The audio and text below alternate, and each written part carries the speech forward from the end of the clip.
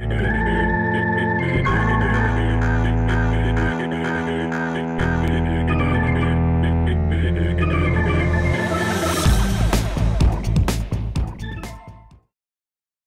à tous, ici Pérénance des Indécents et je suis avec Seb et Guillaume de Barbu Inc. Bonjour, bonjour. Salut. Salut. Alors Barbu Inc, ça commence et il va y avoir des super sorties. Est-ce que vous pouvez m'en parler? Oui. Oui, la Bretagne.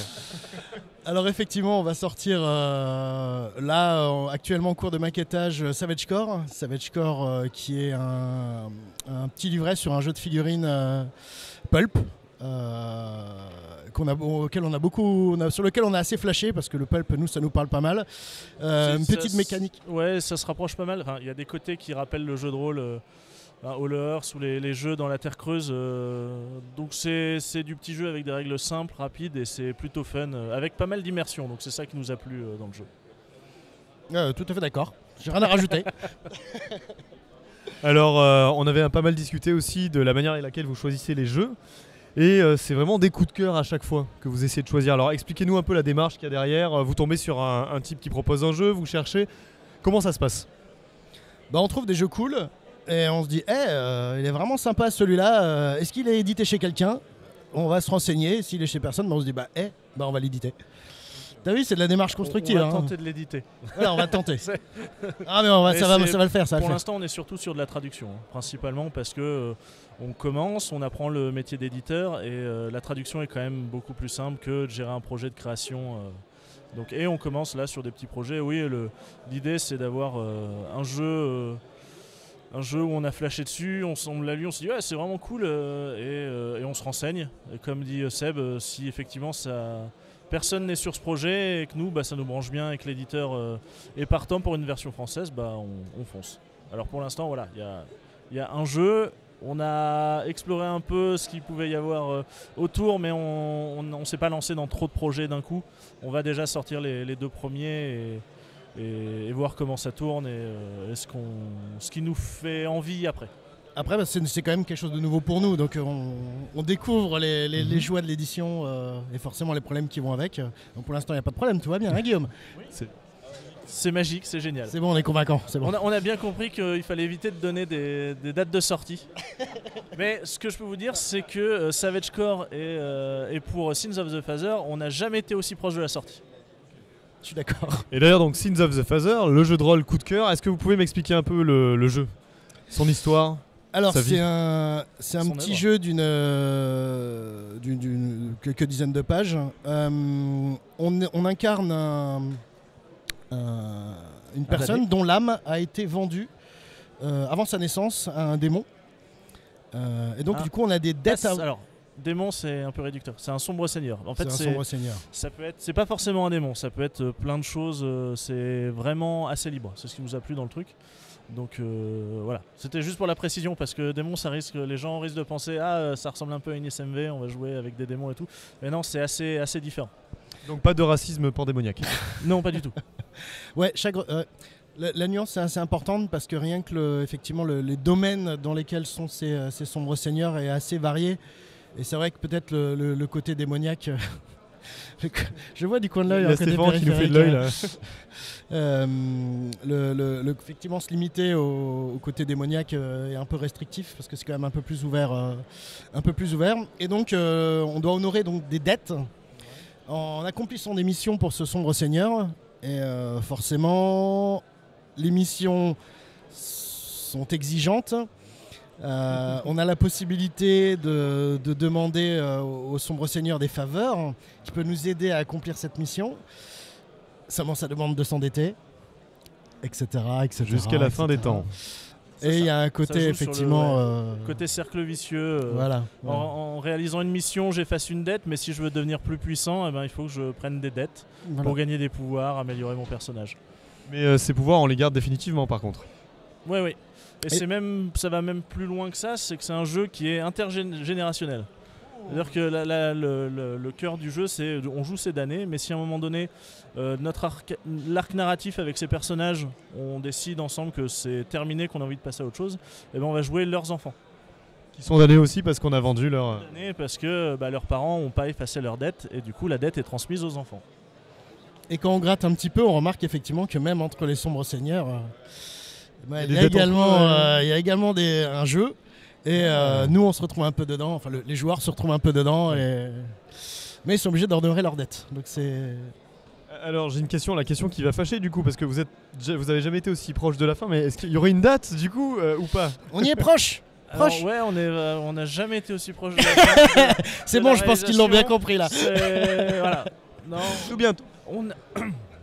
Pardon, Sins of the Father, la traduction est quasiment finie. Quasiment finie, ouais. Comme disait Seb, Savage Core, la maquette devrait se finir cette semaine ou semaine prochaine. Donc voilà, on a eu les petits impondérables de tout éditeur. Sur Savage Core, un petit problème avec la maquette, on va être obligé de la reprendre. Et sur Sins of the Father, on va essayer de voir avec l'éditeur américain, Third Eye Game. En France, nous, en tout cas, notre pratique du jeu de rôle, on aime bien qu'il y ait un scénario, au moins un scénario dans un livre de base. Aux États-Unis, c'est pas forcément le cas. Donc là, on a le scénario qu'on a fait jouer ce week-end. Devrait être un scénario qui sera dans le livre de base. Et on va essayer de certains passages qu'on a envie d'étoffer un petit peu. Donc en fait, la version française serait presque une version un peu augmentée de la version originale. Mais voilà, donc du coup il faut qu'on retravaille 2-3 textes, qu'on fasse quelques ajouts. Et notamment, Sins of the Father est présenté comme un jeu contemporain. Mais finalement, dans les règles, l'univers présenté, il n'y a rien qui empêche de proposer de faire ça à l'époque médiévale, à Paris de la Belle Époque, dans un futur proche. Donc on aimerait peut-être soit inclure un petit passage dans le bouquin pour présenter la façon de modifier les règles. Ça, c'est pas énormément de règles à modifier, mais pour ajouter ça, soit par la suite proposer des hacks en fait, de Sins of the Father directement gratuitement sur le téléchargeable sur notre site, qu'on espère avoir fini un jour proche. On est proche de ouais, c'est ça. Et voilà, du coup ça a pris un peu plus de temps que prévu. Et comme dit, on a aussi un travail à côté. Donc voilà, je ressors en fait toutes les excuses qu'on entend de tous les éditeurs. Mais maintenant que je suis de l'autre côté de la barrière, on comprend mieux que c'est compliqué. On s'est pas trop foulé, on a juste repompé les autres. Ouais, c'est ça. Non, mais maintenant, en fait, c'est ça qui est intéressant. Maintenant qu'on est de l'autre côté de la barrière, en tant qu'éditeur, enfin en tout cas éditeur débutant, on se rend compte qu'effectivement, il y a plein de choses qui sont indépendantes de notre volonté, quoi. Et voilà, en tant que rôliste passionné, c'est vrai que des fois on râle un peu, oh là là, c'est encore du retard, mais on comprend. Voilà. Messieurs les éditeurs, on vous comprend. Juste pour revenir sur le côté hack dans différentes époques, c'est vrai que ça rajouterait quelque chose avec le côté intergénérationnel.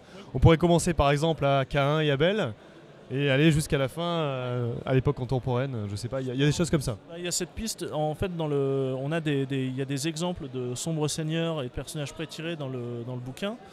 Et dans un de ces sombres seigneurs, c'est marqué, en fait, en gros, ces damnés, ça fait 200 ou 300 ans qu'ils sont à son service, que ces familles sont à son service.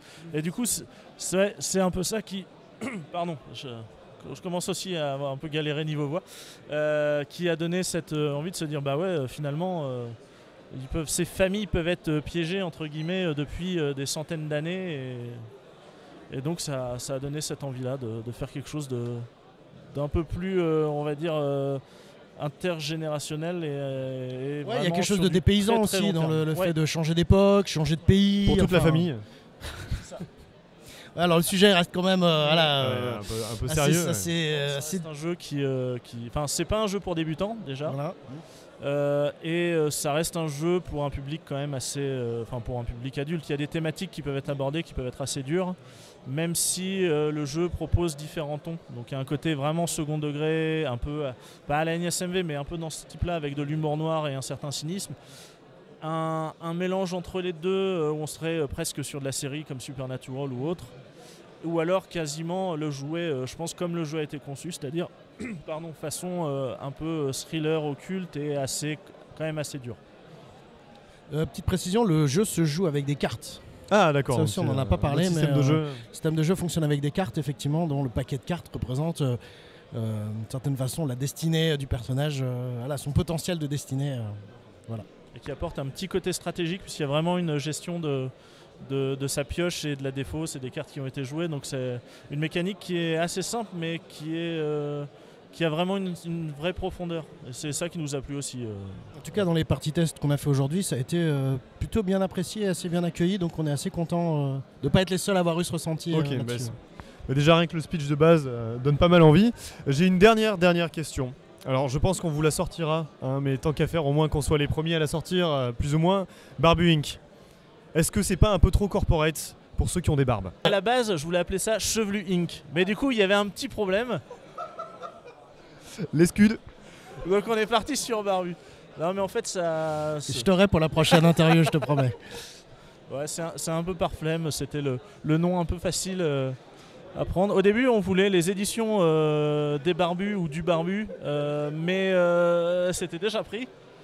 Oui, c'est déjà pris. C'est déjà pris. Donc du coup on s'est un peu torturé l'esprit, on s'est dit bon on va rester simple, les Barbu Inc.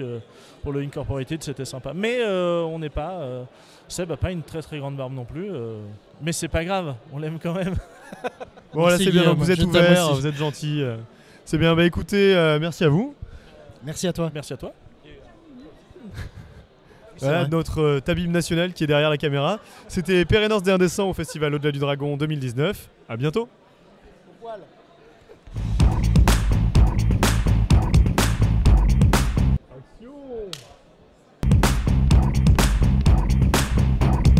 Enfin, je dis ça parce que j'ai quand même un mal de chien à faire pousser la mienne. Et je me dis c'est quand même un peu raciste des barbes. Alors que Tabib, lui, il a une barbe soyeuse.